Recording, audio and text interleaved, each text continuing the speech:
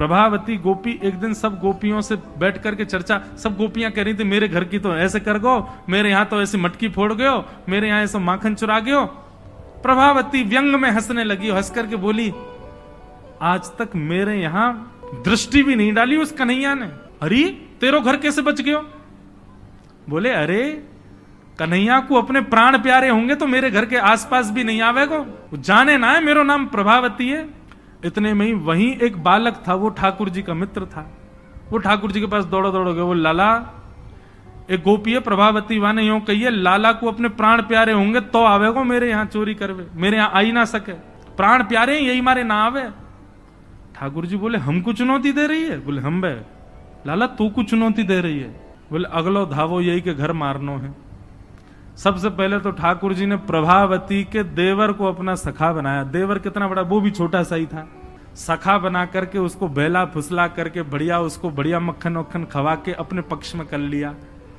ठाकुर जी बोले ए सुन, तेरी भाभी प्रभावती एक दिन चुनौती दे रही कि कन्हैया मेरे यहाँ चोरी करके दिखाए। प्रभावती का देवर बोलो लाला बता कहा करनो? बोले जा देना तेरी भाभी बढ़िया वारो मक्खन निकारे, बस तू संकेत कर दियो, और जब वो जमुना जल भरवे जावे घर में कोई नहीं हो वही समय हमारा आक्रमण होगो। प्रभावती ने एक दिन बढ़िया मक्खन निकारो और महाराज मक्खन निकाल करके छींके पर टांगो, और वो बालक ने देख लिया, दौड़ करके ठाकुर जी के पास बोले आज भाभी ने मक्खन निकालो, आज ही चलो लाला। बोले हाँ आज चलेंगे। प्रभावती यमुना जल भरने के लिए गई, ठाकुर जी उसके यहां प्रवेश कर गए, और प्रवेश करके महाराज चार के ऊपर तीन के ऊपर दो के सबसे ऊपर ठाकुर जी, और ठाकुर जी लेकर के बढ़िया मक्खन खाने लगे, मक्खन दूसरे इनको पवाने लगे। लेकिन प्रभावती के यहां इतना मक्खन था, ठाकुर जी का भी पेट भर गया, ग्वाल वालों का भी भर गया, और सब बंदरों का भी पेट भर गया, लेकिन मक्खन अभी पूरा नहीं हुआ, खत्म नहीं हुआ। ग्वाल बाल बोले लाला मक्खन तो अभी बहुत सारो बच गो।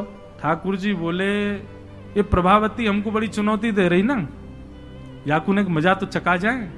एक हंडी लई, एक लठ लियो और वहां से वह हंडी को फोड़ दियो, जितना मक्खन हो सब नीचे गिर गयो, और वह मक्खन को चौका लगा गए, पोंछा कर गए पूरे घर में।